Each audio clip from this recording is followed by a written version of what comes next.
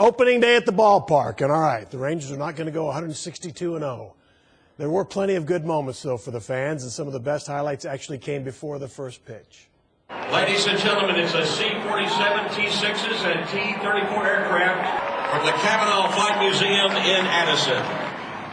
Okay, so as you can see, the ballpark flyover is alive and well despite government budget cuts. No F-18s or B-2 bombers, nothing cool like that, but instead private pilots in vintage planes, keeping the tradition alive.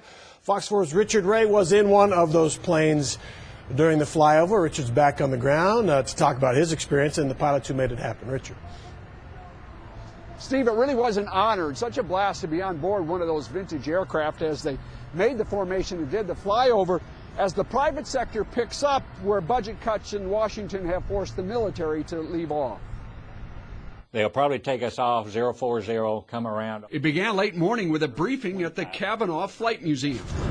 Private pilots soon climbing aboard vintage warbirds, preparing for an opening day flyover at Globe Life Park in Arlington. The military used to do them, but with the sequester and so forth, they've cut back. A World War II era Douglas C-47 led the way from Addison Airport to Arlington. Being opening day or July 4th or a World Series game, playoff game, you want to have a big celebration, and always part of that is a flyover.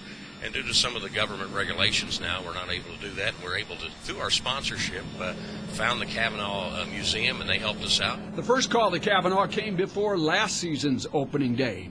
And since then, increasingly, it's called to step in for what the military used to do. We'll look at the airplanes that we have available at the museum and the needs of the flyover, and then organize it that way. If we need to reach out to the community, we do have our friends in the area, and we just give them a call and ask them to join in. Kevin Raleigh expects the Kavanaugh to organize about a dozen of these flyover formations this year, in addition to the air shows where it routinely shows off its aircraft. From the Kavanaugh Flight Museum in Addison. The satisfaction of the people seeing the airplanes, they work so hard here in the maintenance folks keeping these airplanes flying, keeping them where we can enjoy doing this. It's just an honor, especially doing it at the end of the national anthem. The honor of being able to fly over during the national anthem is wonderful, and then the other side of it for us as pilots is the camaraderie of the formation.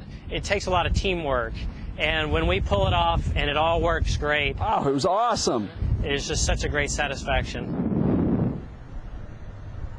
Back live at a very windy Globe Life Park, the Kavanaugh is actually leading two more of these flyover formations this week. They're going to be Friday and again Sunday at Texas Motor Speedway, Steve, for the big weekend of NASCAR. So they're getting a lot of use out of these private sector flyovers. What a great day. Congratulations, Rich. That looked like a lot of fun. Thanks. Nice job. It was.